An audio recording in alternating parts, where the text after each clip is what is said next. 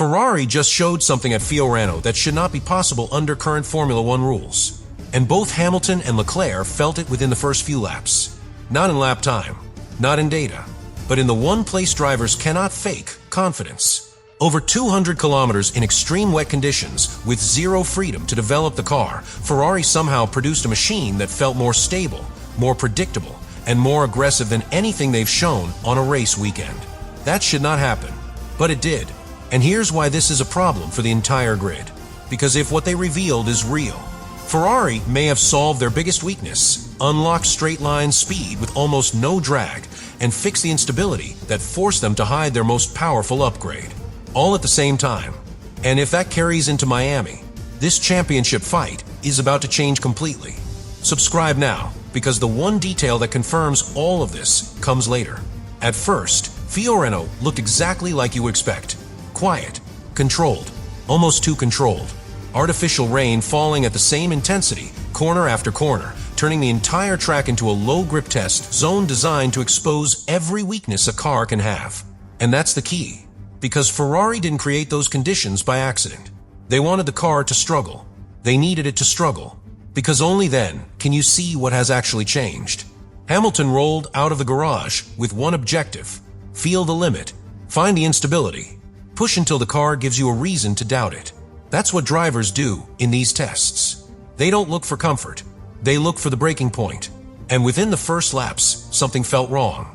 Not because the car was bad, but because it wasn't reacting the way it used to.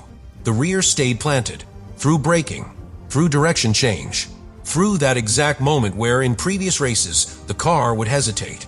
That hesitation was gone. And that's not small detail, because that single moment defines everything. If the rear is unstable under braking, the driver loses confidence. If the driver loses confidence, they brake earlier. If they brake earlier, they lose time everywhere. But now that chain reaction was broken. And Hamilton noticed immediately. He pushed harder, later on the brakes, more aggressive on entry, trying to force the car into the same mistakes. But the mistakes didn't come. And this is where things start to feel uncomfortable for the rest of the grid. Because this wasn't supposed to happen during this test.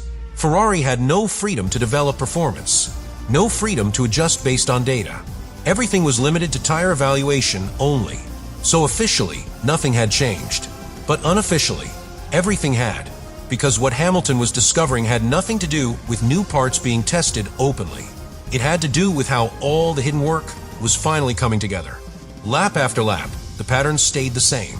No sudden snaps, no unpredictable shifts, no warning signs, just consistency. And in Formula One, consistency is not normal. It's engineered, it's built. It's the result of solving problems that most people never even see. And that's exactly why this moment matters so much. Because Ferrari didn't just run laps at Fiorano. They revealed something much deeper. A car that finally behaves the same way every single time. And once a driver feels that, they stop driving carefully and start driving fast. But that's only the surface of what Ferrari revealed. Because consistency doesn't come from nowhere.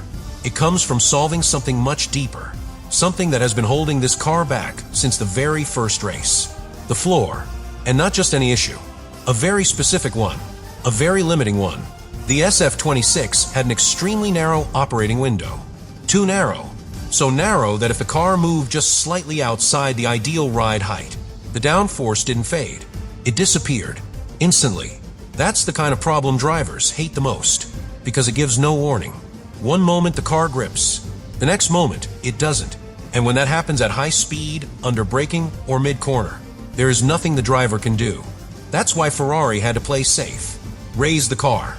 Protect the balance. Avoid the risk. But every time they did that, they paid the price. Less downforce. Less speed.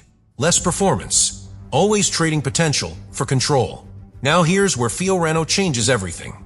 Because what Hamilton felt suggests that limitation is no longer as extreme. The car didn't collapse when pushed. It didn't lose the rear when conditions changed. It stayed within its working window, even when it shouldn't. And that tells you one thing. Ferrari has widened that window. Maybe not completely, maybe not perfectly, but enough. Enough for the driver to trust it. And trust is where performance begins. Because once the floor becomes stable, everything else starts to align. The airflow remains consistent. The downforce builds progressively. The car no longer lives on a knife edge. And suddenly, the driver is no longer reacting. He's predicting. He knows what the car will do before it does it. That's exactly what Hamilton started to experience. Lap after lap, corner after corner. And that's when something even more important happened. He stopped searching for the limit and started using it, braking later, turning in with more speed, letting the car rotate naturally instead of forcing it. And every time he did, the car responded, cleanly, predictably, exactly the same way. And this is the moment Ferrari has been waiting for. Because when the floor works, you unlock everything else. And there's one system in particular that depends on that stability more than anything. One system that cannot function without a perfectly controlled platform. The rear wing, the one they introduced, and then had to hide, because it was too unstable to trust. Until now, this is where everything becomes uncomfortable for Ferrari's rivals. Because the rear wing they built was never the problem by itself. The idea was brilliant from the beginning. A system that doesn't just open, it rotates completely, turning the wing into something that almost disappears on the straight. No drag, no resistance, pure speed. On paper, it gives Ferrari a massive advantage on circuits like Miami or Monza, where every kilometer per hour matters. But in reality, it came with a hidden cost, a dangerous one, because when the driver hits the brakes, that wing has to come back instantly, from almost zero downforce to maximum load on the rear. And that transition was never clean. Not before. It was slow, inconsistent, just enough delay to create instability right when the car needed grip the most. And that's why Ferrari stepped back. Because no driver, not even Hamilton, can trust a car that behaves like that under braking. But now, something has clearly changed. Because what Hamilton felt at Fiorano contradicts that weakness completely. The rear didn't move. The car didn't hesitate. The transition felt natural, almost invisible. And that only happens if Ferrari has solved the core issue. Not masked it, solved it. Because to fix that, they had to go deeper than just the wing. They had to reduce weight, improve how airflow reconnects when the wing returns, and most importantly, reprogram how fast and when that rotation happens. Timing becomes everything. Too early and you lose efficiency. Too late and you lose control. But if you get it right, you create something no other team has. A car that is fast on the straight and completely stable when it matters most. That combination is extremely rare, almost impossible under these regulations. And yet, Fiorano suggests Ferrari is very close to it. But here's the detail that changes the entire picture. Because this system only works if the rest of the car supports it. If the floor wasn't stable, this wing would still be unusable. If the balance wasn't predictable, this would still be too risky. So the fact that Hamilton pushed the car and found no instability means everything is working together for the first time. And that leads to a much bigger implication. Because Ferrari hasn't just improved one area.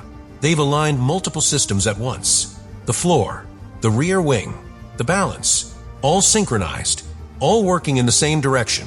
And when that happens, performance doesn't increase gradually. It jumps, suddenly, noticeably, dangerously. But there's still one final piece. One that decides whether all of this becomes an advantage or a weakness under pressure. Because having speed is one thing. Using it correctly is something completely different. And Ferrari is about to push that limit further than anyone else on the grid. Now Ferrari is pushing into territory where most teams simply refuse to go. Energy. Not just how much they have, but how they use it. Because this is where races are actually decided. Not in one corner, not in one straight, but in how power is deployed across an entire lap. And Ferrari has changed their philosophy completely. Instead of saving energy, they're spending it aggressively, early in the lap, in the sectors where lap time gain is highest. That means more power on corner exit, more acceleration onto the straights, more pressure on the car ahead. But it also creates a serious risk, because if you use too much energy too soon, you have nothing left at the end. No defense, no response, no second chance. And we already saw that problem earlier in the season. Strong at the beginning of the lap, then suddenly vulnerable, losing speed when it mattered most, losing positions they should have kept. That's why most teams avoid this approach. It's unpredictable, it's difficult to control, and under pressure, it can collapse. But now, after Fiorano, Ferrari might finally be ready to commit to it, because this strategy depends on one thing above everything else: Stability. If the car is not stable, aggressive energy deployment becomes useless. The extra power breaks traction, destroys balance, creates mistakes. But if the car is stable, that same power becomes a weapon. And this is where everything connects. The floor is more consistent. The rear wing is more predictable. The balance no longer shifts unexpectedly, which means Ferrari can now use energy exactly how they want. Not cautiously, not defensively, but precisely, deploying power where it creates maximum impact, and saving just enough for the exact moment it's needed. But here's where it gets even more dangerous, because Ferrari is no longer using a fixed system.